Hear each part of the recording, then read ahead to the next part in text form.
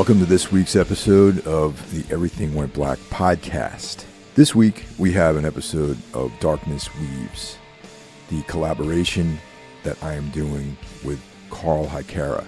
We have officially completed our work on the Kane short stories, and this episode, we start Bloodstone, the first Kane novel.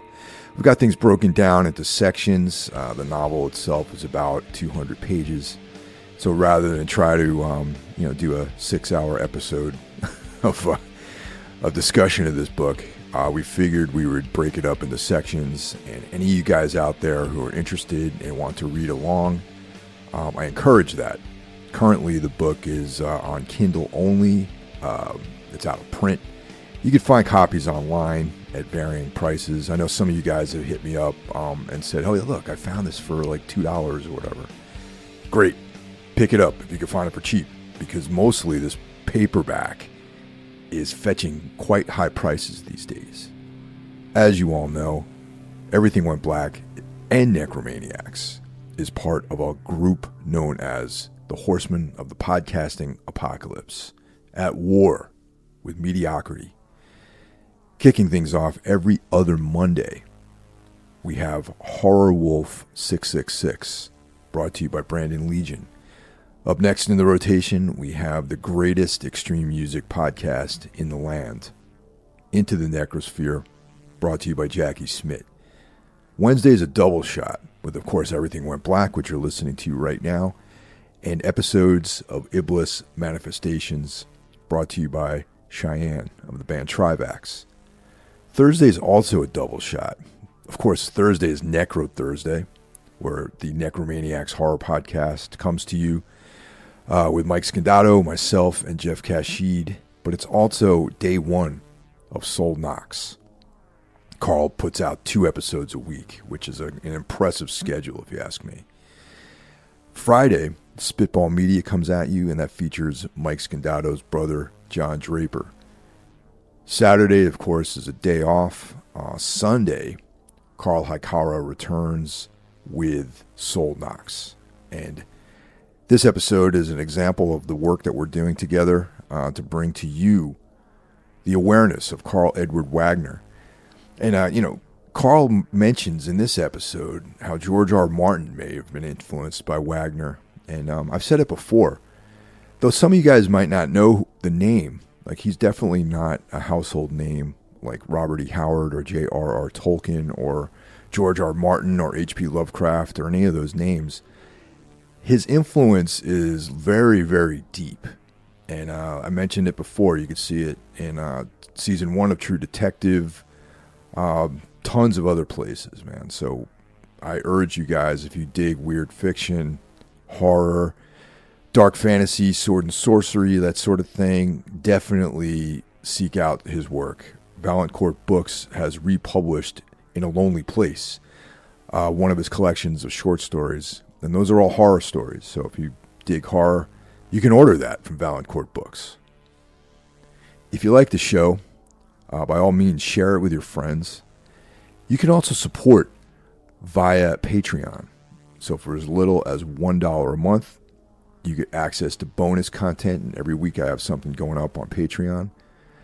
For $5 a month, you get early access to the regular shows, plus the bonus content. And for $25 a month, you can become a sponsor. And as you know, we lost, we didn't lose, but we completed our agreement with Portland Distros. We need a sponsor right now. So if anyone out there needs their show sponsored, their business, their own podcast, whatever it is, drop us a line.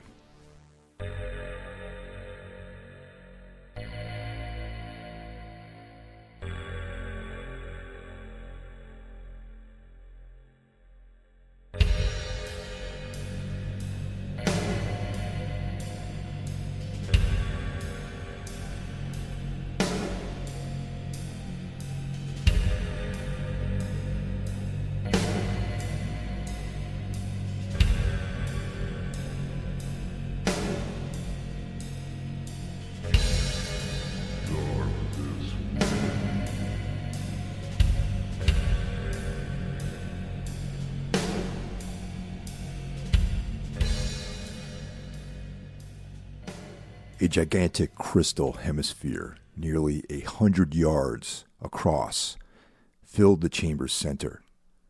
A smooth half-globe of dark green veined with red. Peripheral to its base was a circle of silver-white metal, linked by copper arteries to the looming columns of machinery. The heart of Aralarti did not beat. Within the crystal, its fires slumbered. But in the dim light, Kane recognized immediately the kinship of this monolithic crystal to the bloodstone ring upon his finger. Passages of the Book of the Elders flashed through his consciousness and bombarded his senses with intolerable excitement as he understood the validity of its eldritch history. No mine on earth could have quarried so gigantic a crystal. Bloodstone, like the ring on Kane's hand, had come from beyond the stars. Here, under this vast dome, lay the culmination of Krellrin's science, the core of their ancient power. But that power lay dormant, buried for centuries, and as with the gemstone of the ring, only an aura of evil hinted at the immeasurable potential quiescence within the crystal's murky depths. No vestige of decay marred Bloodstone, nor did any vine cling to its gleaming curve. A crescent bank of the mottled red igneous stone stood close by Bloodstone, raised somewhat as an altar before an idol. A bewildering pattern of copper and silver-toned metal, rods, cones, and knobs of ceramic and oddly hued crystals were set into its face, while within the apex of the semicircle lay a yard-wide disk of silver-white metal, from whose center a small black depression stared like a cyclops' eye. From the outer rim of this crescent dais gathered a maze of silver and copper cables, which joined into a central column of silver-white metal 5 feet across and fused a horizontal link between the instrument bank and the band of similar metal encircling Bloodstone. It was an altar, observed Kane, noting the thick litter of human and batrachian bones strewn before Bloodstone at this point. The gruesome stains encrusted upon the crescent, grim evidence of the hideous rites men whispered the Reliti held here.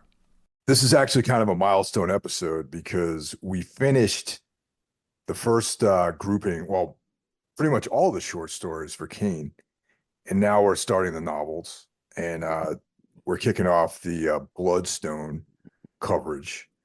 And just to let you guys know, we're going to be breaking this up into sections. It's about a 200-page novel. So we're starting off with the prologue up to chapter 6. So this novel is available on Kindle if you guys want to follow along with the episodes. You know, it gives you about a month or so to catch up. And it's a good one, man. So far, I mean, this is like, from this point in the story, we have a melding of several genres. And it's just an epic story, you know, and it's almost like the short stories are just a build-up to this grand story that we're embarking on. Right. Yeah, and for people who want to know, this next episode, the next one will be chapters 7 to 13. So if they want to follow along, just figured to say that. So Yeah, totally. So yeah, I think it's a good start. I think it's kind of good that the novels are only like around 200 pages, so it makes it real easy to break it up into about 50-page blocks. You know what I mean? Yeah, totally. Yeah. Like, and yeah, I'm definitely excited to see where it goes because, as I told you before, I'm kind of like holding off, like, you know, I'm like reading as we go, like, you know what I mean? So it's all a new experience for me getting into the novels, you know. You've already read them multiple times, but but not since I was like since the 80s. I haven't read these. It's been many, many years. So a lot of this is like it's the storyline. I've kind of forgotten some of it, and no, so it's fresh for me too, actually. Okay, so you hadn't read the novels in a while. In a while, no, no, definitely not. Like I go back to the short stories, but the novels, for some reason, I only read the novels like maybe once or twice back when I was in high school. Okay, so it's still gonna be probably you'll like whenever I read something I haven't read since I was in high school, I kind of like vaguely remember, Yeah, but it's like you're kind of surprised by stuff. Yeah. absolutely. The one thing I do remember though is this is like very much it's like a kitchen sink sort of aggregate of all of the cool like fantasy genres. Really, you got a lot of horror, you got some Lovecraftian stuff, you got science fiction, you've got almost like an Edgar Rice Burroughs like lost civilization storyline, and then you got the kind of typical Karl Edward Wagner sword and sorcery tropes in this too.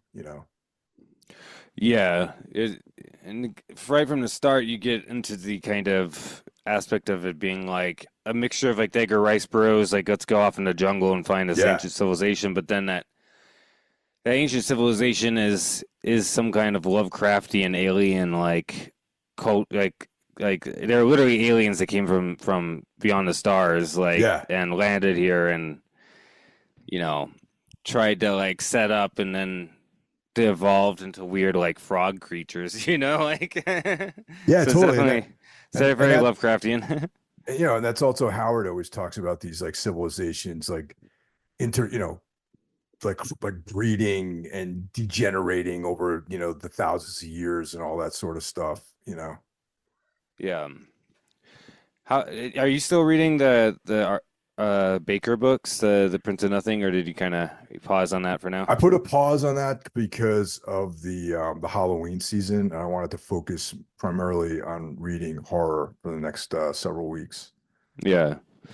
But there's some similar ideas in there about like Yeah, about yeah, some type of weird, alien species and stuff like that. So there's also like a very, and I remember this from one of the first time I read these stories because at the time I was very much into like the Van Daniken sort of Chariots of the uh Gods, like yeah. the Eric Von Daniken ancient aliens kind of stuff. And there's a lot of that in this too, which I think is really awesome. Well, yeah, and I think there's a lot of that in the world of Kane that Wagner has created because it seems like Jehovah is just an alien who came to Earth and tried to like create a race in his image, right? And then that's what humans are.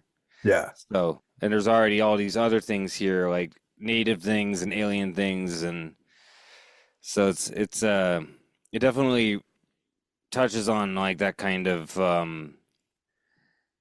quality of like the ancient alien theories and stuff like that. You know what I mean? Yeah, totally.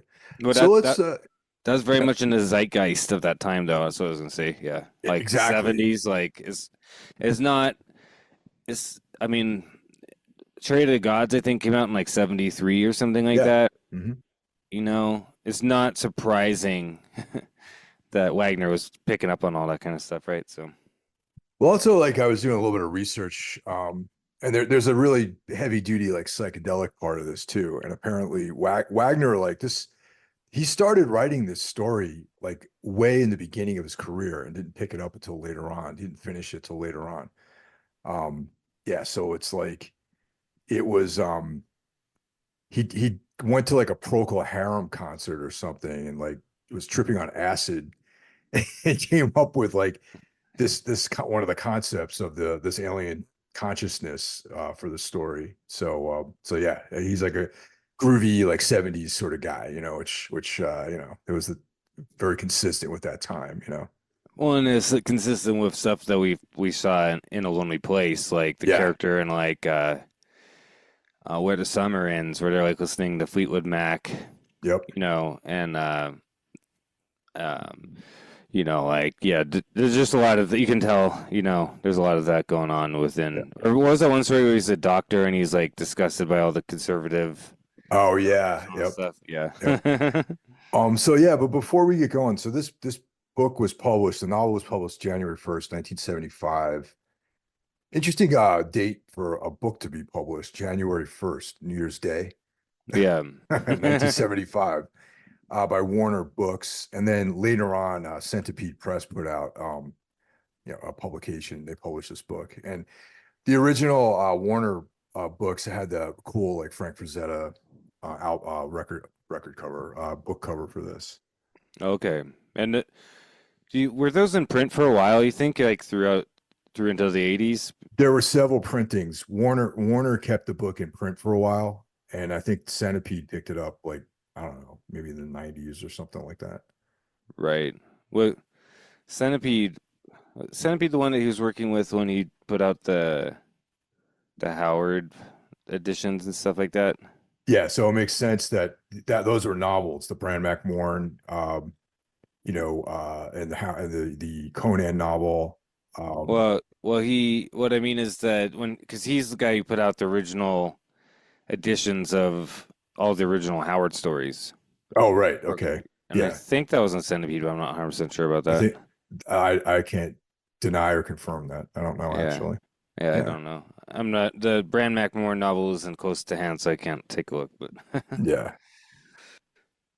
So we find there's a prologue and a brief prologue. We got this hunter who comes across this ring out in the dirt, basically, and it's the Bloodstone ring. So we kind of get this introduction, uh, this sort of large, apparently in size, like it might not fit on like a regular finger. That's kind of the impression we get.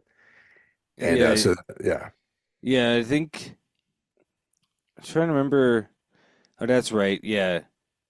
He found it literally in the dirt where like a tree had fallen over and knocked a big boulder and then the ring was down there. And yeah, the ring's like bigger than a normal human finger.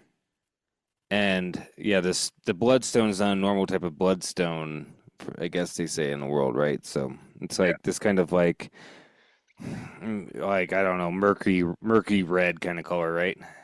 The other one question, the one thing I had, especially, I feel like this prologue was completely unnecessary, actually. You know what I mean? And the fact that the guy found this almost by accident, it's almost like, why have a prologue? Like, I would have been comfortable with this thing just starting right from chapter one, really, you know? Yeah, I think that Wagner just had this idea of this guy finding this thing and then ending up dead. You know what I mean? Like Yeah. then next thing we know, like we pick part of a band of bandits, but he's actually not even the leader currently. He's currently just another one of them. And they had just like attacked like a caravan or something like that. And on one of the bodies, somebody finds that ring, right? Yeah. So it's like, Yeah. um, So so I think it's just a little clever thing of being like, yeah, that guy found a ring and then got murdered, And so I think it's also telling of something about the ring. You know what I mean? There's something kind of malevolent about it, I think. the leader is Hetchin, and so he's like the leader of this ring. And so when they attack this, so Kane is part of this band of brigands. They attack a small caravan, and they're splitting up all the spoils. Like they're figuring out like who's going to get what. And then Kane sees this ring, and he's suddenly drawn to it. But it's almost like his interest in the ring sparked Hetchin to not want to give it to him. You know what I mean? Like he's like, oh, why is this guy so interested in this ring? He must be onto something. Like he knows that Kane, you get the sense that Hetchin knows that Kane always has like an ulterior motive. Like he's always thinking like two or three steps ahead with every decision that he makes. Yeah, and there's also the other aspect of like Kane says, "Well, just take this ring, and you guys can, nothing else." And that makes Yeah. him even more suspicious because he's Maybe, like, yeah. "Well, how much? What is this worth then?" So they get into this like battle of egos because, Hetchin is like, I'm the leader. If I like acquiesce to this guy's demands or, like I don't stick with my decision, my men will think I'm weak, it'll undermine my authority, and then, Kane is just very persuasive, you know what I mean? Ultimately persuasive. And someone who, who's like, doesn't really take no for an answer, you know what I mean? No. Yeah, and they get into a fight. Initially, the guy's like, "Okay, fine," and then kind of like nods to one of the other guys, tries to throw a dagger at him. Yeah, Kane yeah. literally grabs the dagger out of the air, throws it back at the guy who threw it, and kills him, and then gets in a sword fight with the Hessian guy and splits him down the middle, basically, and then kind of looks at the rest of the guys like, "You guys want some of this?" Like Yeah, it's awesome. divide the loot, divide the loot what you want. Like he just like grabs the ring and some gold and like takes off. Yeah, it just rolls out into the horizon. Yeah. But there was a sense that he recognized something about the ring. Okay, so Yeah, it brought up some kind of memory. Like he yeah, thinks, yeah, as we find out. Yeah. yep. So chapter 2, the Tower at Time's Abyss. Kane goes to visit an old flame of his, Janet Crest, another one of these awesome Karl Edward Wagner names, which are difficult to pronounce. Now the cool thing about her is like she's some sort of like harpy-esque vampire creature, with wings and short fur, but yet still very attractive, according to the description. Yeah, and where she lives is like out kind of out of time. Like it's this Yeah. tower in this place that used to be a city, Yep. but then over eons, basically the city there was an ocean that rose and swept the city away and came back, and the tower is still just there, and is like kind of like kept like by magic. It's like it says, Janikes Tower, there existed a focus of timelessness within the ever-shifting patterns of the remainder of the universe, a refuge from time itself. So it's like a place outside of time in a way. Yeah. So she lives in this magical place. She's a magical creature, and it's there's a retinue of ghosts that are basically serving her. Yeah. So yeah, so it's like Uh, real cool, like spot. yeah, and yeah, this was what's interesting about her. It says she was an uncanny creature, Janikest, ageless offspring of a priestess of a vanished pre-human race and the winged god they had worshipped. Sorceress, priestess, demigoddess, for centuries she had lived in this tower that once had been a temple for the race who had dwelt here. She had preserved this tower through her magic while the remainder of the ancient city crumbled into ruins, and she had summoned from death the shades of her people to serve her here. A goddess without a heaven, or perhaps this was her heaven, for she had lived in this desolate tower for centuries, occupying herself with such unimaginable designs and philosophies as only the elder gods could comprehend. Kane had discovered her partly by chance a great many years ago. Yeah, she's described as having like basically like the fur that would be on a cat's face over her Yeah. whole body, and then she's got bat wings. Um, Basically like white bat wings. Yeah. So yeah, she's In some ways, she reminds me of Nykoris from Mirage. You know what I mean? I mean, not exactly, but when after rereading this again, I was like, oh, there's like another, you know, immortal, like timeless lady out there that's tempting Kane to like stay with her, and that sort of thing. It's interesting, like recurring sort of idea in some of the Kane stories. yeah, and she's and also she's part of the general concept, I think, of this whole story, as far as I can tell from so far reading it, of alien consciousness, because Yeah. she is a alien entity in so many ways and kind of thinks in a different way. You know what I mean? Like she's half elder god, and half human. So it's like kind of it's interesting her perspective on stuff. She doesn't really the big difference between her and the lady in Mirage is that she's not really like jealous of Kane going and coming and going, really. You know what I mean? Like she kind of accepts him Beyond doing all what he's that. doing. Yeah. Yeah. And she's happy when he comes and visits her, and she holds stuff for him in the tower that he wants to keep safe.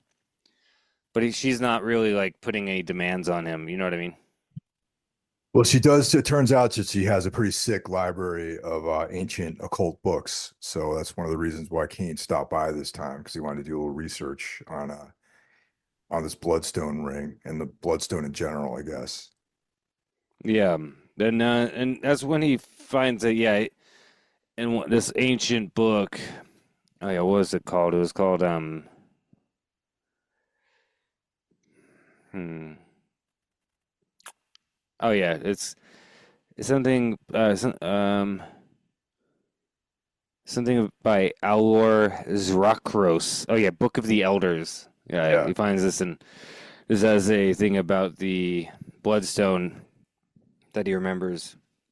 And I like this. The bloodstone gleamed, glowed under the intensity of inhuman gaze. Deep within the green depths glinted subdued evil with the sullen promise of dawn. Oh, yeah, that's one thing that should be pointed out is bloodstone's actually a green color. It's not a red color. I forgot about that. Yeah. I don't know why I was thinking it was. I forgot that bloodstone is a green. So he also, we learn later on in the subsequent chapters, he also picked up some other information about the Bloodstone and, ancient, the keepers of the Bloodstone and this idea that they come from another, planet and that sort of thing. But that knowledge gets revealed to us later on. Yeah, exactly. At this point, we just are. She's kind of like, you can't be thinking of doing this. It'll Yeah. it'll destroy you. You know. Yeah. It's like Um. she's like, whatever it is you're scheming to do, don't do it, basically, is what she tells him. Because Yeah, she exactly. knows him and knows what he's like. And I get the feeling that, like I said, I think this bloodstone, people who have it don't come to good ends. You know what I mean? And there's something about it that is working on Kane, whether he likes it or not. Like I think on a way, in a level, like it's like operating on him. You know what I mean? And Actually, that gets kind of displayed later on in one of the next couple chapters about how it actually has a hold on him and it's kind of manipulating him a little bit. exactly, yeah. But Kane is a willing manipulatee. However you say that. Like I Yeah. think that there's something about Kane that resonates with whatever's going on with the stone. You know what I mean? Because he's Yeah. like, because Kane's thinking, if I can make this work, I think Kane's thinking, if I can make this work, then I can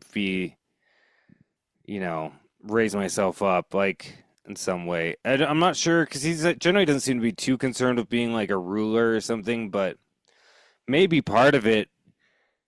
Maybe, and some part of his scheming mind is that maybe he can use this to kill God. You know what I mean? I think that's part. I think that's the biggest thing that's important to him is finding some way to murder God. So But the typical fashion of his character is we learn later on that there's definitely some statecraft going on, like some kind of hitting of two forces against each other and manipulating of kingdoms and double crossing, and there's all that stuff that comes to light later on in the story too. Which of course it wouldn't be a Kane story without that stuff. yeah, because basically what we're introduced in the next chapter is Drybeck. Drybeck's like the king, right? Yeah. Yeah, the king of Solinari, and so there's two kingdoms: the Solinari and Bremen, and Drybeck is the king of Solinari, and Malchion is the king of Bremen, and they're sort of in this like pre-war with each other. There's like a sizing up period going on, and Drybeck is looking to beef up his army, but he also has an internal enemy too. What's her name? I got it written down in here somewhere. There's the priestess of Sheenan. What's her name here? Oh, Like Gerwine. Gerwine. Yeah, Gerwine is a priestess. Yeah. So she also has a stake in this whole thing too.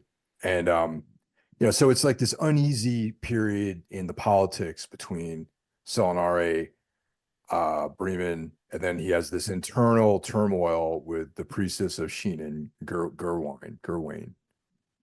Yeah, because he wants to basically tax the temple so that he can raise up more military, essentially. Exactly. Yeah.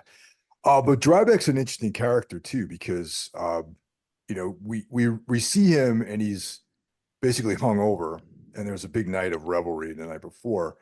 But he also talks about how he's not really into drinking and partying, and he's kind of more this like scholarly, like erudite person. But the perception of his subjects and his kingdom require him to be more uh embracing more like the kind of martial aspects of life in that kingdom. Yeah, and I think he's a new made king, right? Yeah, yeah, And he's new. yeah, he spent most of his life reading books and being all that kind of stuff, and now he's king. He has to feel like he has to be more manly, I guess, and Yeah, so it sounds like in this culture, drinking a lot is definitely a manly thing. So that's part of why he has a hangover because he was like trying to keep up with his subjects the yeah, night before. yeah, and it even states basically he's like he doesn't like beer, but he is has to like show his face, keep his good face up. So yeah, so we meet Drybeck, and he has like his chamberlain, Asbraun, who he's like his kind of right hand man, whatever, hand, if you will. Um, and then in the next chapter, a stranger brings strange gifts. Asperlin is the guy who introduces him to Kane. So it's the day of this competition, this feats of strength, archery, hand-to-hand combat, like a manly display of power, like Yeah, so it's your typical dude fest kind of thing, yeah. And when we get introduced to it, it's an archery contest, and Kane's requested an audience with Drybeck, and to start it off, he gives him a copy of an ancient book that I think Drybeck says didn't even think like almost any copies existed still or something. Like just some like as a book about statecraft, I believe, right? All the So principles of sovereignty, in the original Karsutiel, and yeah, that's once again, that's like you associate whenever you see Karsutiel, that old ancient city, it's like Kane has a connection with that city. It seems like he spent a lot of time there. His sword is made out of Karsutiel steel. A lot of his sort of things in his bag of tricks has origins from that culture. well, I think it's from what I remember from that very first story we covered. It seems like Karsuthiel was like the beginning of civilization. So Yeah, it's like the equivalent of like Sumeria or something. Like it's like the exactly. first Yeah, dawn of civilization where Cain probably had a hand in raising that up. Like because he arrived there and it was just a fishing village, and around him it became a civilization, a bustling city, which is in keeping with the mythology of Cain, as Cain was always said to be the man who started civilization. He went to the east of Eden, and him and you know, his line basically created cities and civilization stuff that is technically abominations of the Lord. You know what I mean? So, like, I definitely think that couch, and of course, we also found him at the end of Two Suns Setting, where he had to leave Karsuthio finally, right? So, go off into the wasteland. So, if yeah, if but he did have a home, for a guy who's immortal, that would be his home. I guess that's the kind of point I was trying to make. exactly, yeah. It was one of the first places he probably settled and he helped build and probably spent most amount of time in. So a lot of his stuff is definitely um from that. And by knowing how ancient that is, we also get an idea of where we're at in timeline, you know what I mean? Right. And it was very, it's interesting that it was pretty clever that Kane knew enough about Drybeck to understand that he is a sort of man of letters. You know what I mean? He's someone who's into like, ancient texts and reading and, that sort of thing. And so he appealed to that aspect of his ego, whereas bringing gifts of books as opposed to like, some finely crafted sword or like money or something like that. Yeah.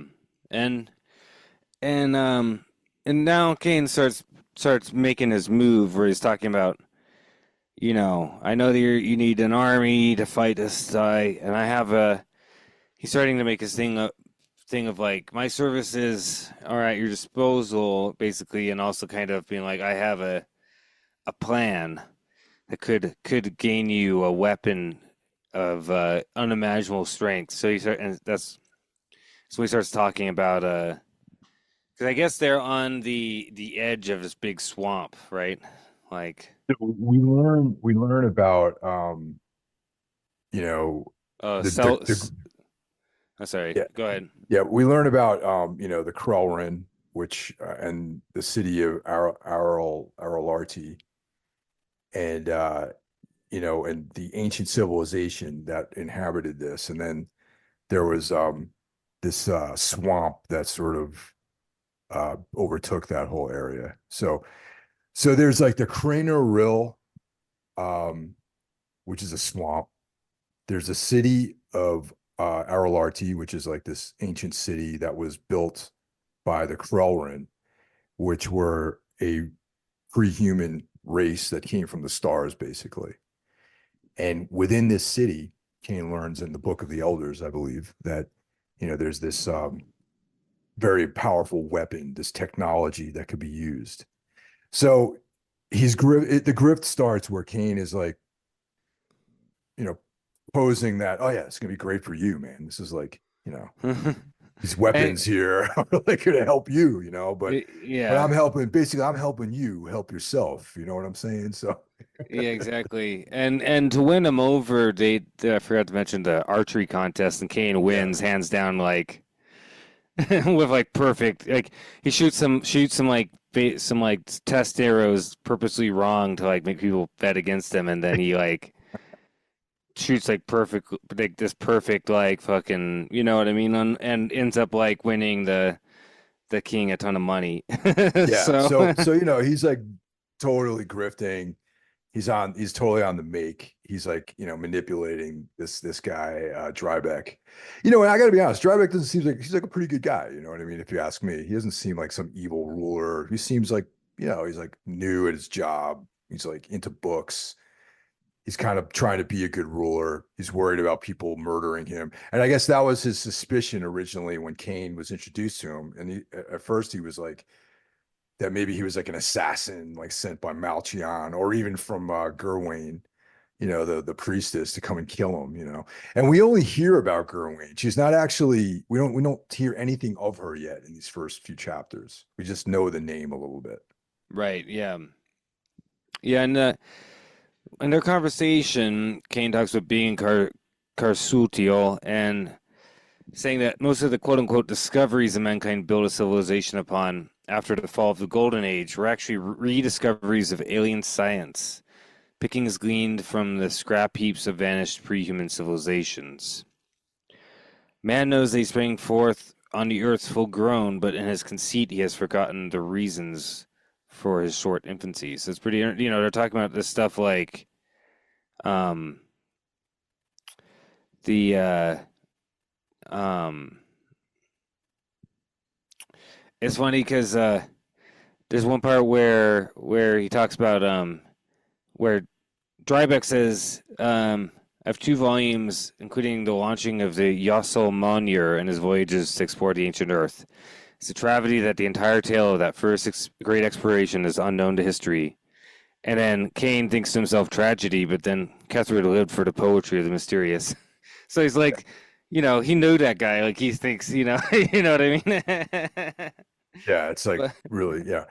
And it's like once again, all this stuff totally grabbed me and was like really it sucked me in because I'm a sucker. I'm a mark for all this like deep history stuff, like all this pre-human speculative stuff. You know what I mean? So anything that's to do with the ancient aliens and pre-human civilizations and like ancient technologies is totally sucks me in. And this story has tons of that.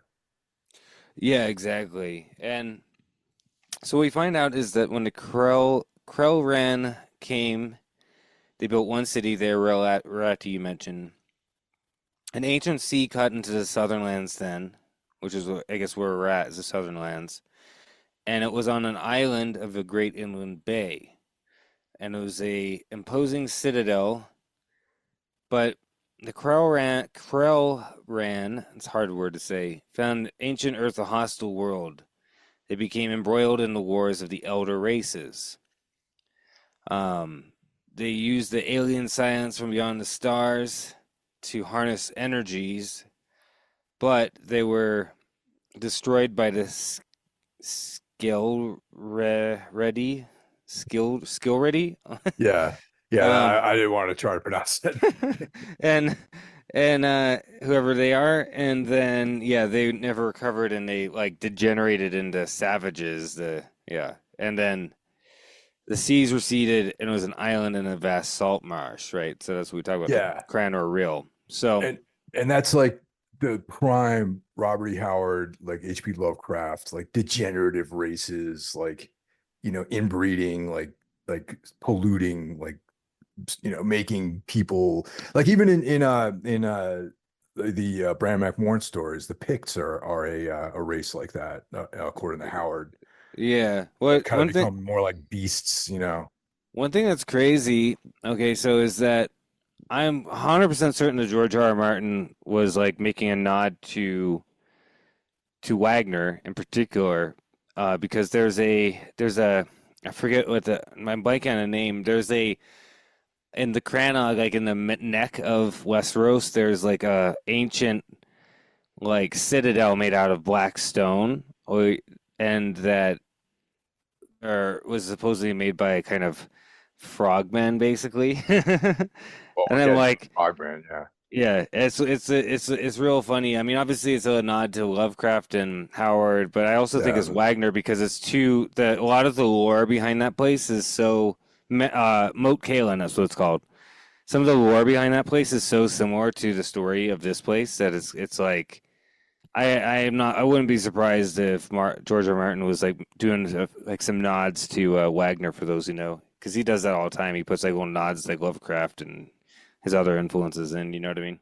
I have still yet to get into the George R. R. Martin stories, his novels. Tina has read them, and one of our plans for the winter time is to reread, basically the whole thing in preparation over the next year for, the next season of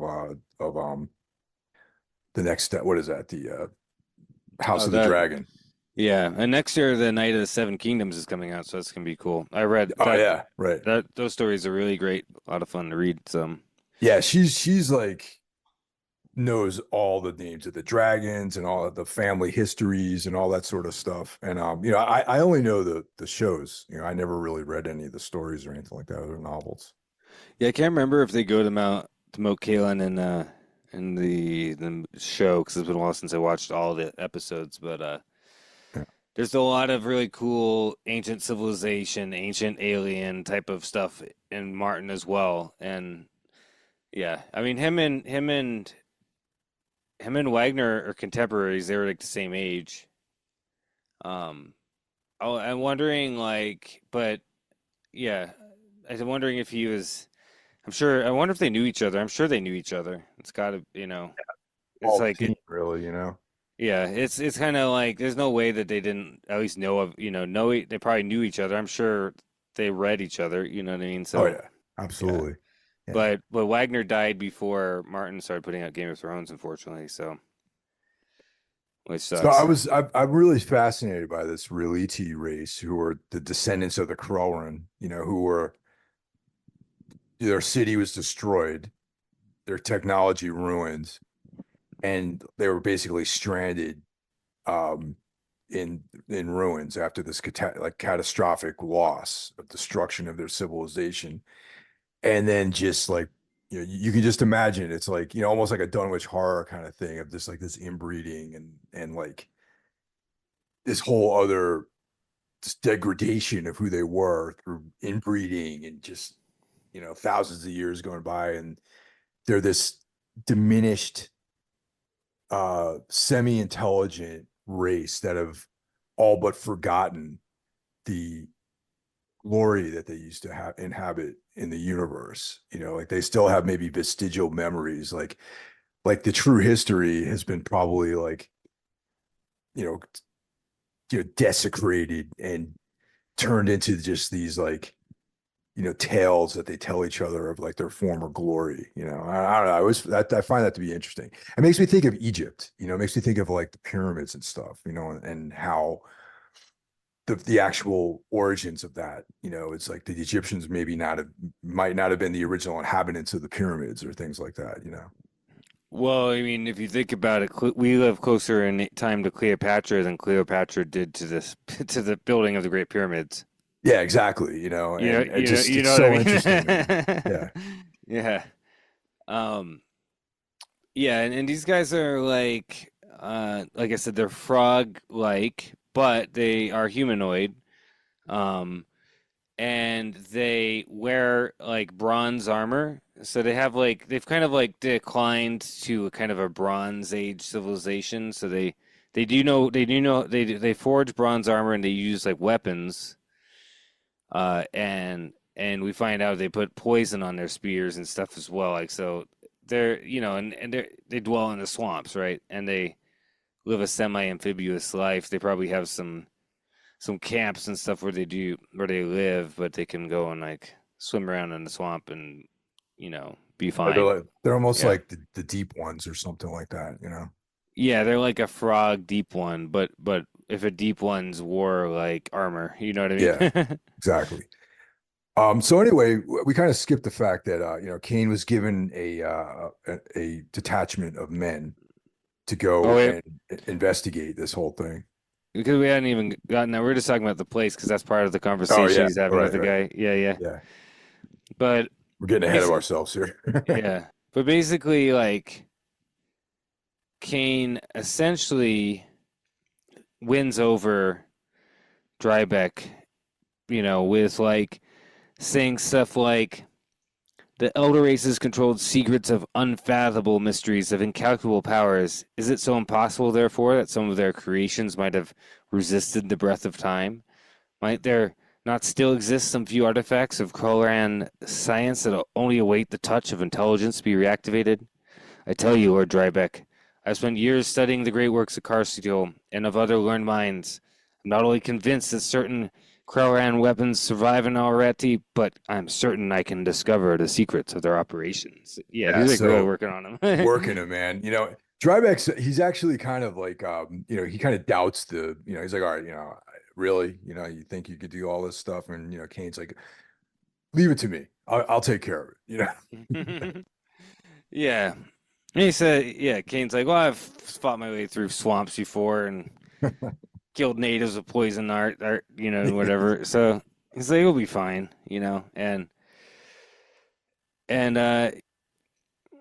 basically, yeah, we've basically get to the point that the next chapter, Kane's on his way with a band of men. You know what I Yeah. mean? So The chapter's called "The Rotting Land," which is yeah, a sick title for a chapter in this book. yeah, it's called a festering abscess blighted the southern lands for tens of miles. Yeah, rotting Yeah, land, Cranor Rill. Yeah. yeah. So we find him traversing these horrible swamps, and he has a guy named Banalid who's Drybeck sent along on the expedition to kind of just keep an eye on Kane, gather, just make sure that everything's on the up and up, basically. Yeah. One thing that's got to be pointed out is that the swamp is not it's not a swamp like we're not talking like Louisiana swamp or something. It Right. says Yeah. it says it was a cold swamp, but not with the clean show of a cold forest on which it bordered. The unwholesome warmth of an ocean of decay rotted the crisp cold to a corpse-like chill, like the buried incalescence of some deep and teeming crypt. From this rose a thick and ever-present mist, a cloak of smothering vapor that clung to the morass, swallowed its chaotic vegetation, massed its unfathomed quicksand bogs. was a poison labyrinth whose oozing breath obscured the deadly hazards of its maze. And I just love that description. Oh yeah. It's such a horror movie swamp. You know what I mean? Yeah, it's like misty and cold and just It yeah, and Kane knows that there's supposed to be a straight causeway basically through the swamp to the center of the city, basically, right? So that's what they find it. All right, they find the gates for it, but now they're going down this causeway, and it's not as simple as he thought it was going to be. yeah. I You mean, know, they've also some haphazard, some hazards have befallen, some mishaps have befallen some of the members of his crew too. I think one of them gets taken down by a snake A that like snake, strangles him. yep, there's like a spider bite, which killed someone, or doesn't kill them outright, but incapacitates them somewhat Yeah, and then the guy dies like. in the battle later on. Yeah.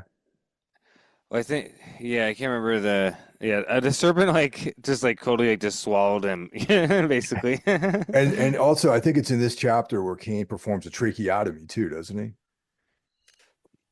No, that was later with the Okay, it's hornets. later. All right. Okay. Yeah. The spider bite kills somebody right away. Like he gets a Okay. spider Gotcha. bite and he like takes 2 steps and dies. Yeah. Later on, they like disturb some hornets, and I think that was like later on because let me think. They go through and then they're like sneak attacked by the guys, right? Um, let's see. Yeah, yeah. So after the spider bite guy dies, um, that's when all of a sudden like the realty like sneak attack them. Yeah. And then in the process of this battle, the Bloodstone goes off of Kane's finger and goes into the swamp, and so he's like digging. He literally like gets into the swamp to find the fucking ring again in the middle of the battle.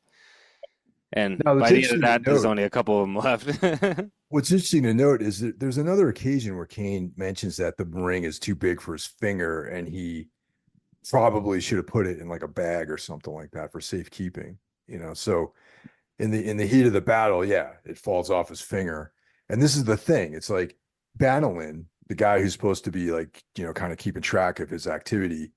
He's like, "Are you crazy? You're in the middle of this fight." It's like he's trying to get his attention, and basically he actually saves his life because some dude is rolling up on him and Bannerlin takes care of him. And then, but Kane, and this is what it kind of touches on what you were talking about, how the ring manipulates people, or the Bloodstone is like almost like it like a bad energy sort of surrounds it, and it almost is like they get infatuated with the power of the ring, and so Kane is like distracted to find it, even though he does need it, but still maybe to his detriment, he's putting too much intention on trying to find this ring. It's going through the mud and the muck at the bottom of this like stream, and he finally, but lo and behold, he finds it. Yeah, right at the end when the guys like run away, right? So it's like, Yeah. but most of the crew are dead now these Rileti are apparently very hard to kill. Yeah, they might And not be sophisticated in their tactics, but they're very hard to kill, like you were saying. yeah, like you can feather down pharaohs and they keep moving. Like they're tough. And of course, there has to be pointed out there is a parallel with the Lord of the Rings, obviously the One Ring. Like that's obviously coming in my mind that I'm sure. Yeah, it's impossible that Wagner wasn't riffing on that a little bit with the ring. You know what I mean? oh yeah, naturally, definitely. Yeah. But like he's basically like we got to be close. That's why they're attacking us. And then they get up to they've actually eventually figure out that it's rising, and they get to a point where there's like I guess like remnants of like a wall, right? And Kane gets all excited and he runs up like the side, like literally climbs up the side of the wall to get to the top and is looking out over the city that he sees, and he sees like the big dome in the distance and everything. And as the other guys are like kind of like climbing up the proper way, like up the causeway, like as it kind of switchbacks up to the wall, um, they dislodge a hornet's nest, which stings them, and that's when the one guy starts having like allergic reaction to the hornet sting. It's And like only Kane, one guy out of all of them, though. Like that's the one yeah, guy with the bad genetics that he has that reaction. yeah, and Kane like starts doing a tracheotomy on him, like which, and he seems more interested to see if it'll work. You know what I mean? Like he doesn't really care about the guy. He just wants to see it. It's a set. It's like after they get attacked again by the Rayleigh, he kind of and the guy gets like basically like kicked off the wall and like drops into the swamp. He's like his only regret is that he couldn't see if his experiment worked. Basically. I love that detail in this whole story because it's like the fact that because Wagner has a medical background, like psychology and like medicine, like he went to college for all that stuff, Yeah. and it's like it's such a interesting, funny detail to add to the story that just really adds so much color to his character. I think. Yeah. He definitely adds it into the story. Uh, yeah, but the way the town is described is very Lovecraftian because it's described as being has dull red walls above the rotting land, an island jutted from the sea of decay, and is described as having alien architecture, basically, like some type of. There's the gates have like these obelisks, and everything's like straight lines to the place. Um, but it says it's a city of stark and wondrous geometry. Its formulation lays severely circular, with diameter stretching somewhat over 3 miles to the far wall.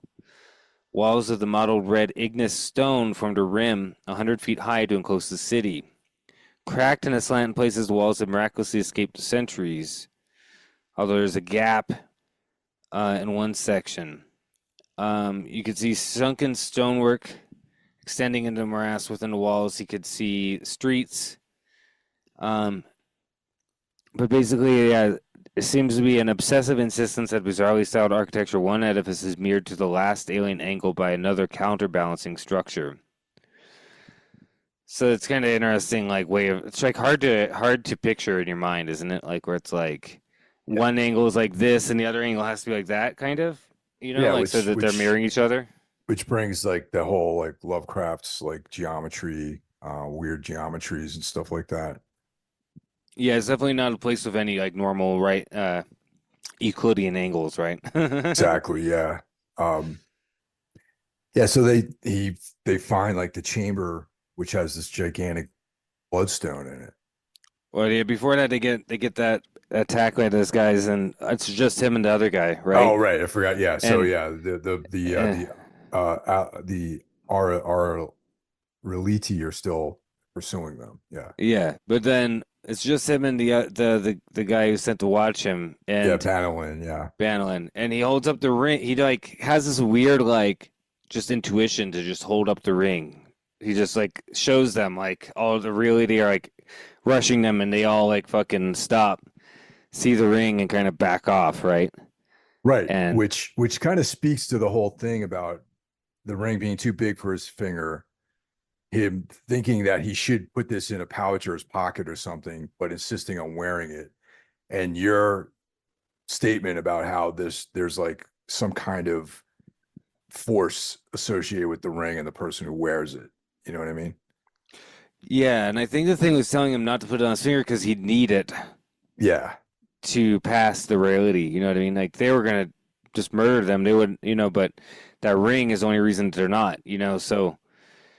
And the other guy, the Brandolin guy, like basically is like, "Fuck this! I don't. I just want to get the fuck I out of want to here." take my Yeah, chances on the causeway. Yeah. yeah. But Kane like doesn't want him to get out and tell what's going on, so he murders him right Yeah, there. which is like once again we get scheming Kane, which my take on this whole thing is his plan was to have everyone get murdered. He would just be there by himself. You know Yeah, what I mean? He was exactly. like you're Yeah, using this detachment of men to be basically fodder for the real ET so he can get there and put himself in this position. You know what I mean? All under the guise of helping Drybeck, give him power. exactly. Yeah, it was all a scheme to get there. Like he had no Yeah. intention of ever letting if the Reliti hadn't killed them, he would have. Exactly. He had Yeah, he would absolutely have no murdered intention. everyone. Yeah, he had no intention of letting a single one of those men survive, basically. Because Kane's not a good guy. Nope, not at all. You know, I think sometimes you read the Kane stuff, you kind of forget that he's kind of a villain. You know what I mean? It's funny because I was trying to describe this stuff to Tina, you know what I mean? Because like we've been watching True Blood, and I I've never quite gotten this far in the series, and some of the vampires, stuff with the ancient vampires, the ones that are like 3,000 years old. I was trying to explain to her like Kane, because it's there's some similarities really, and she was like, is he a good guy? And I'm like, no, he's not. Yeah, he's not a hero. Sometimes he does heroic things, occasionally, but Yeah, I wouldn't say like he's amoral. He's not necessarily evil, but he always has his own scheme that he's doing, yeah. and it all depends on your perspective on Kane himself, you know what I mean? Like, and your relationship with him. But but you read the stories and you kind of forget that he is like who he is. You know what I mean? Yeah, Like, there's a lot of times where you forget that and you're like rooting for him, and then you're like, wait, I'm rooting for a dude who like literally like had every intention of murdering every single one of these guys. You know what I totally. Yeah, mean? these guys who are just doing their job, basically. Yeah. Yeah. So I think it's an interesting position it puts you in, like where you kind of have to ask yourself, okay.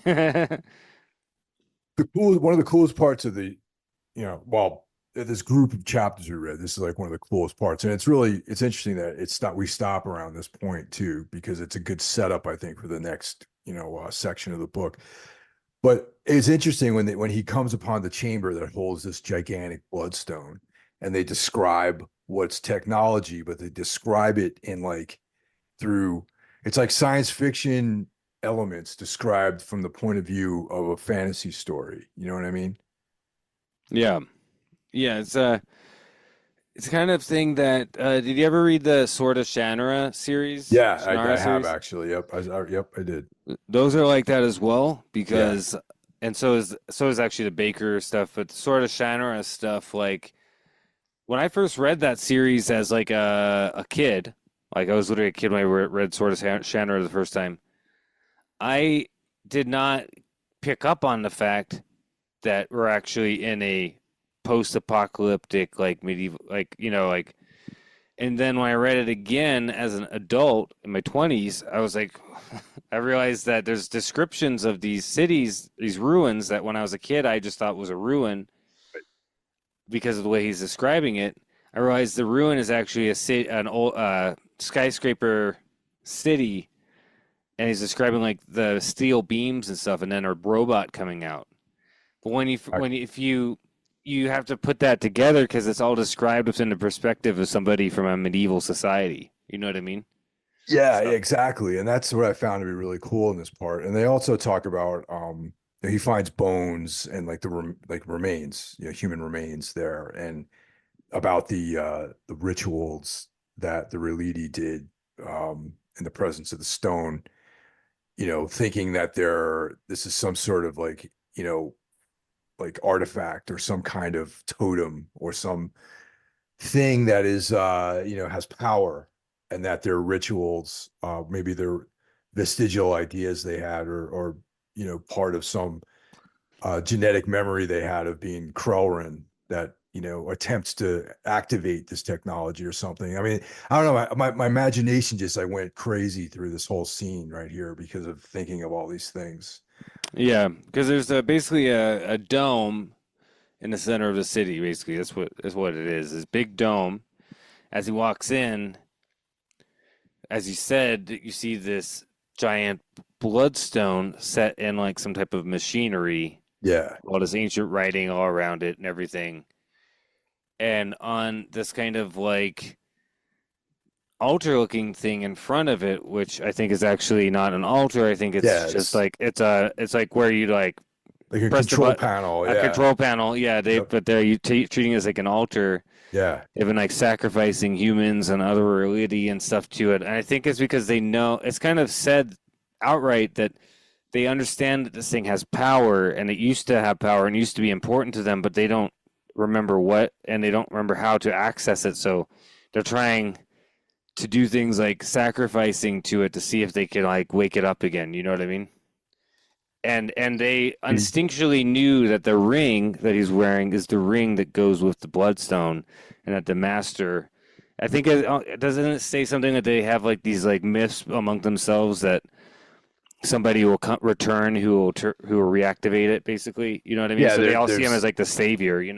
exactly, and it's just like pretty much like coincidence of all these things that lined up um that made this whole scene work for me, and just the idea of technology and like, you know, the supernatural elements or perceived witchcraft or that kind of stuff. Just so interesting to me. And so Kane, though, because he has read the Book of the Elders and is familiar with this technology, knows enough about this equipment that he can actually he has these incantations that he does and these procedures to activate the equipment that they're standing in front of on this control panel. And what I find so interesting about that, it's almost like he's just rolling through the sequence of operations to start up this machine.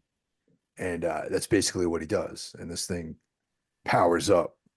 Yeah, and I think the one thing that's got to be that I do think, which is also something that was in Sword of Shannara, is that I think that it's almost like like in that it was like humans got to such a point that they actually did access magical ability, and it was combined with their technology, right, which caused because magic does exist in Sword of Shannara, like people figured out how to make magic work, but they combined it with the technology and caused essentially an apocalypse, Yeah. a nuclear, and I think that this machine operates on a simpler principle. It's part actual magic. It's like a magical thing in some way, but it's also part machinery. You know what I mean? Well, yeah, because what happens is like this, we get introduced to this alien consciousness, which kind of sucks Kane's, it's basically he detaches from his physical being and his consciousness gets sort of dissolved, and this alien presence is trying to absorb him into that. And so Yeah, yeah, there's like this whole other psychedelic element to the story, and even the writing takes on this like weird experimental writing kind of vibe to it. yeah, and it says here, yeah, it says they're savage. They say it says specifically that they are waiting to see if the priest of legend had returned. So they have these stories about somebody returning. Yeah, so it's like, Yeah. and it's described as like and obviously sorcery and magic is a real thing in this world too. It's described as Kane describes it as a macabre ritual to, I guess, power up this thing. And he studies the controls and these like different rods and stuff he has to do. But and he doesn't. It wasn't like it was like vague. But then he had to kind of like is it doing it automatically, right, to fire it up? And it's it's described as like not just it's like a psychic energy, right? And basically blinding bursts of light explode from the machinery, flame and all this stuff like fire. Like I'm almost imagining like like lights up the whole thing, says, and then Kane ends up like as soon as it's like pure, yeah, the bloodstone is piercing again. That's when he puts the his fist with the ring into like some type of thing on Yeah, yeah, the control receptacle panel, for it. Yeah. and then all of a sudden he gets like engulfed by some type of blue flame, and then now he's like, yeah, like you said, he gets in contact with the sentient soul of the bloodstone, right? So Totally. yeah, And it's a cosmic consciousness, and it's very we get to learn. Yeah, it's very interesting. Yeah, well, the thing that I was getting into, especially now that I read it, in my life now, where I imagine the things that he was reading in the Book of the Elders were like these diagrams of equipment, and like he's like reading through like all this like technical sort of sequence of operations, and the ring is almost like this USB like dongle or something like that he has to like put into this control panel in order to initialize this sequence. I just, I mean, you know that I work as an engineer, so it's like all that sort of stuff was like, oh, maybe he had like a PNID for this, like, you know, power plant or something like that. It's so interesting to me. Yeah, but it's like a psychic power plant. You know what I mean? Yeah, Like it's yeah, operating totally, on this right? like other level. And Yeah. one thing that's interesting about this is he gets drawn into the consciousness of the Bloodstone, and he basically is fighting against it to keep his, like it says that the psychic vivisection of of his consciousness angered him, or at least the ghost of his mind that now struggled towards coherent identity. So now he's like fighting. It's basically this thing is trying to, um, I guess in a way like devour him, right? It's trying Kind to of like absorb absorb him, him. Yeah. absorb his consciousness. Yeah, and And but he has all of his sorcery and countless eons of like stuff. Like he has a very strong sense of self, strong consciousness. So he's able to kind of assert that against the alien consciousness, which is very surprised. Yeah. yeah, And so then now the alien consciousness decides another tact and tries to like show him images essentially, right? So and right. that's when we get into the real weird description of like the way that's written is very strange because you'll have like stuff um like this first part is a good like darkness, indefinite period of waiting, longing, movement, progression through time, question mark, space, danger, energy, danger narrowly averted, interminable movement, flight from danger, danger in transit, craving, anticipation, ebb and flow of vast energies, patience slash despair slash anticipation slash hope, termination of movement, danger, energy, danger countered, fulfillment, hope. It's just like, It's just like really like experimental, and it's just really cool. yeah. And then we see light transition from a great height. It says in quote and marks, clouds, sea land, white, blue, green, red flashes of black danger closer across endless azure ocean to verdant land, cloaked in towering dark forest. Danger hidden in forest and sea. Awesome violence of incalculable energy. So this is when we find that it's settled. That's when we're showing like when it came from space and came into Earth, and basically like the Bloodstone itself created the city. The city's outspring, like the Bloodstone created the city essentially,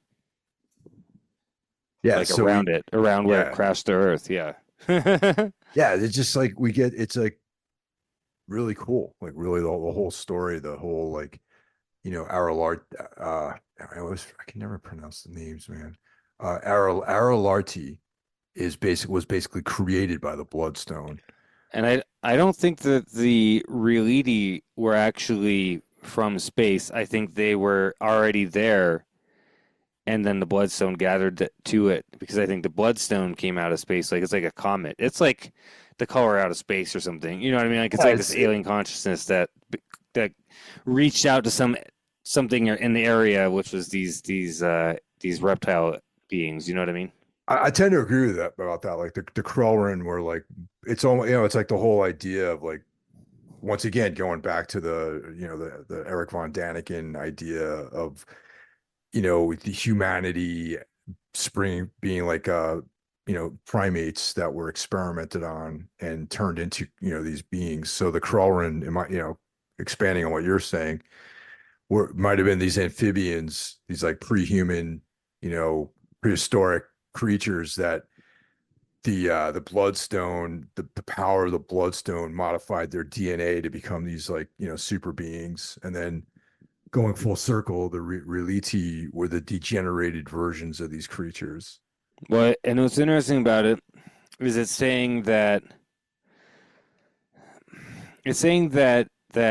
like essentially the Reliti were operating on its will, and literally were bringing ore to the place and dumping it into the, around the Bloodstone and feeding it basically, and it was like building up the city automatic, like, you know what I mean? Like all they were doing was like mining the ore and taking it there, and Exactly. Yeah. then it was like using it to build the organism. The city is the organism of the Bloodstone, basically, right? The city is the body of the Bloodstone. Yeah. Like Yeah. quite Totally. literally, it's a living organic, it's a living thing. You know, you know what I mean? Oh Like yeah. it's just it's really hard to like comprehend, but that's basically what's going on, right? So So at the end of this chapter, Kane is kind of depleted. He's able to save his consciousness and individuality, but you get the sense that he's like kind of bitten off more than he can chew with this whole, thing. yeah, and there's a lot of things we learn as well outside of this too. Is that when the city became um fully grown, it sounds like it was sending power, like literally energy, like like electricity through the whole city and stuff, like from the Bloodstone. Like it was like its whole purpose was to build itself, build the city, the everything. But then there's something of basically like the ring is a part of it that it basically manifested, that's like they're two parts of one whole, right? But the ring was created so that the the original Crowran things could actually interface with it. He created the Bloodstone, split off a piece of itself into the ring so that the high priest or whatever could interface with it directly, right? So Once that's again, what it's created almost the like a ring. U. Yeah, It's almost like this USB like dongle or something. yeah, and what ended up happening, the reason that took everything down, and dark ovoids of metal hover in the sky, hurl incandescent bolts of destroying energy upon Eretli. So basically, like other elder races with UFOs, basically flying saucers, came and started blasting them, and then the it was able to keep up like a force field of sorts over the dome, but I think the priest essentially was a traitor, right? He let Yes, that's them right. Yep. he let the he took the ring and he let the enemy essentially pierce the kind of force fields that the Bloodstone had put up, right? Yeah, so there was some treachery involved in the destruction of the city. Yeah. Yeah, and so there's obviously a ton of all this. It's too much to go over. Like you just have to read it. There's so much. We're just kind of giving you the bare cliff notes of it. You know what I mean? Yeah, um, definitely, man. It's a lot of material, man. Just yeah. yeah, Uh, very dense. but what we find out is that essentially all this basically caused the um, Bloodstone to kind of power down, essentially, right? And its energy source was cut off, and now it's just been kind of sitting there. You know what I mean? Like waiting for someone to bring the ring back so it can unite itself and interface and feed. I think the ring, it needed to interface because it also feeds off the energy of the person who is doing it, right? And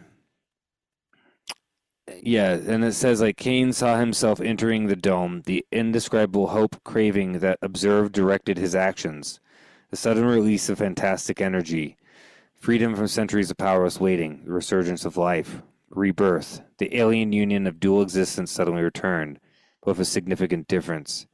Kane was no longer a drifting observer within Bloodstone's consciousness. And we basically find out that he's inside, his consciousness is inside the Bloodstone, but he's a third inside of it.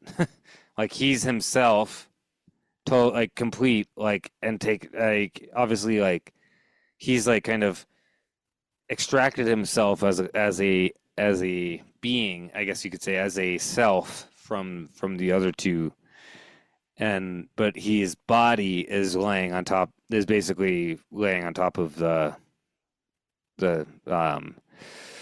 the crescent or whatever, the stone crescent in front of the bloodstone. So that's where we leave off. So now Kane's body is in like some type of weird coma. Was his consciousness and soul or whatever is inside the bloodstone. So It's just once again, this Kane, usually prevails, usually has all the angles covered, but this time around, man, I think he bit off a little too much, a little too much here. And he thought he was just going to roll up and get some like sick weapons and get out of there, but I don't think he was bargaining for like what he ended up getting. no, I think that he thought he'd put the ring in there and basically activate the weapon and be Yeah. able to like direct it. You know what I mean? Yeah, it was I going to don't control it. He didn't realize it was good. I don't think he realized that there was literally an alien consciousness in the bloodstone that would kind of connect with his like you know what I mean? I don't think Yeah. he didn't expect that.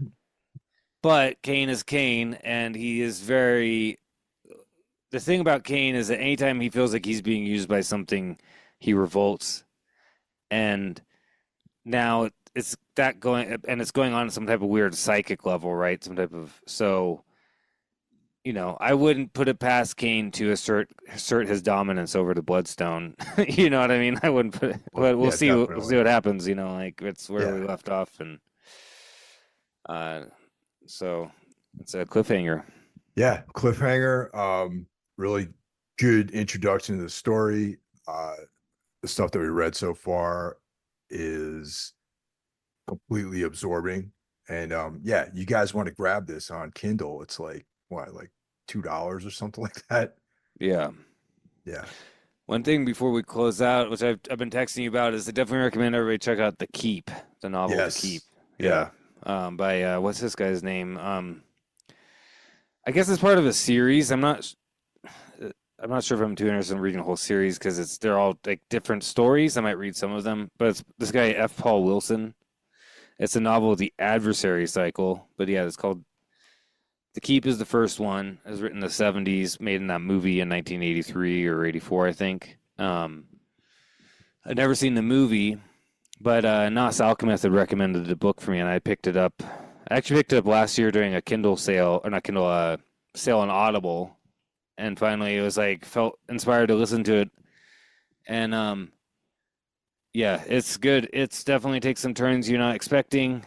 There's references to all the Lovecraftian books at one point, like they find all of them, Cole says ghouls and Necronomicon and everything. So they show up and yeah, it's not what you think. That's all I'll say. Like it tells you what it like. You'll think that one thing's happening, then you'll find out it's something else. That's all. Several times within the story, so it's a good one so far. Thanks I'm almost for done. thanks for bringing that to my attention because I didn't realize it was based. I saw the movie, a couple times actually. The movie's cool. I didn't realize it was based on a novel. We actually might watch it tonight actually after we're done here as our Halloween entry for tonight. Yeah, once I finish the novel, I'm gonna watch the movie and see. I don't know how close or not close it is. I know the cast list is pretty solid because you got Gabriel Byrne as like the Oh yeah. SS guy, and you got Yep. what's his name, Jurgen, what's his name from Das Boot as the Wehrmacht officer. Um, Yeah, the Nazis are the good guys in this story. Kind of, and not in the book though. The book, they're not the good guys. Like they're well, there's one good, like the German Wehrmacht officer is at heart is a good guy, but then there's the SS guys, and there's a conflict between them, and then Yeah. it's a really interesting concept of particularly the SS, like these kind of evil fucks, like come in contact with something that might be more evil, but Yeah. Yeah, you know what I mean? definitely. Like, Yeah. like what does that mean? Like there's a lot of interesting questions in that concept that I don't know. I feel like that should be explored more often. I really like this. I'd like to see more weird and fiction and horror stuff set in World War One or World War Two because I just think there's so many ideas that could open up in that of concepts of you know what I mean? Well, I mean, especially with the SS and the Nazis' fascination with the occult, and runes and all that sort of stuff. I mean, it really lends itself to a lot of that, you know. Yeah, I mean, obviously, to a certain extent, you could say that, even though Indiana Jones is definitely more on the adventure side, it still has its ties to pulp, weird fiction stuff, Absolutely. right? Yeah, it's definitely a pulpy story for sure. Yeah. Yeah, I mean, they're obviously George Lucas and Steven Spielberg are obviously influenced by weird fiction stuff, they grew up with, but Well, even that this I can imagine the the story of Raiders of the Lost Ark being serialized in Weird Tales. I mean, it has all the elements of a weird tale, really. it does, yeah. It feels like it could be like a Robert E. Howard story, you know. And there's a little bit of that in The Keep, like it's definitely very inspired by weird fiction from 30s weird fiction stuff. And I think this F. Paul Wilson guy must be a contemporary of Wagner because he's writing in the 70s and 80s. So obviously he's making nods to Lovecraft. There's a lot of elements to it. And I think that there's like a main hero guy who you meet who I think is the main like line throughout the rest of the novels. You know what I mean? The guy is described almost like Kane, which I think is interesting. He's this guy with red hair and blue eyes. Oh, But he's like the opposite of Kane. But he's described as being like Kane, so it's kind of interesting. But I haven't really figured out who this guy is yet.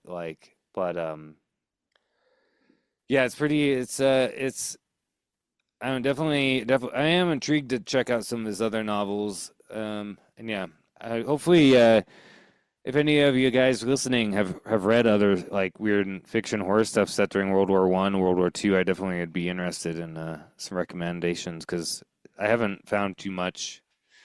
Particularly World War One, you'd think that would be a given, like of in the sense of like the trenches and stuff, how fucking horrific the environment is. Like it wouldn't be surprising to have like some type of story of, wandering off into like some hell dimension or something. You know what I mean? oh, yeah, definitely. Yeah. Yeah. But yeah, I think I ordered a copy of The Keep. I think it's showing up this weekend. So Oh, yeah, nice. I'm probably gonna jump on that. I mean, it sounds right up my alley.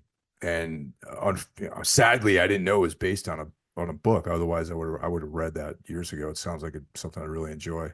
Yeah, I think you're gonna enjoy it a lot. Like it really, it delivers, and and you get some real ancient secrets and all that kind of stuff. It's just like everything we like is in there. So I really think it's great. Awesome. I was impressed. Like I started listening to it yesterday, and I'm like almost done with it because I listened to all while I worked, and I just like. But sometimes some books I stop listening to when I get done with work, and I start I do something else, listen to some music, do something else. But that one like I kept listening to, like you know what I mean, like. Sometimes you get sucked in, and you're just like, yeah, I just got to keep going while I'm doing other stuff. Yeah, totally. So, Well, dude, we started the novels. I'm excited. This is a good one. And anyone out there is listening, I urge you all to drop the $2 on Kindle and read this stuff. It's you're not if you made it this far into the podcast, you got to do yourself a favor and read this book. yeah, I think I got a deal on Kindle, and I bought all of the Kane stuff for like $20. So, Yeah. you really can't go wrong. Yeah, sure, the Kindle editions aren't the best, but it's like better than not reading it at all. You know what I mean? Like, and yeah, and I need to pick up that one book that you told me you bought from Wagner. Oh, I'll have to why try not to you or I? Yeah, Yeah. I'll have to try to track down a copy of that because at some point in the next year while we're doing the Kane novels. So because yeah, it should take us about a year, or yeah, because 4 months each novel will Hmm. be about a year. So Yeah. 4, 8, 12. Yep. So And then we'll hit basically, that. basically by next October we'll be finishing up with the Kane novels. So And then we'll move on to the that collection, the Why Not You and I I think it was collection. about I think it was about a year ago we started the Kane stories. So Yeah, yeah. And then prior to that, we were doing the In a Lonely Place, you know. it's flown by, dude. I can't believe it's been almost 2 years we've been doing this It's great though, already. man. I think it's Yeah. awesome. I love it. You know, it's so much fun. I look forward to it every month. Yeah, me Yeah. too. That's great. All right, guys. Thanks for listening. And Carl, Thank you for embarking on this journey with me. Much appreciated. Yeah, man, it's awesome. I'm enjoying it.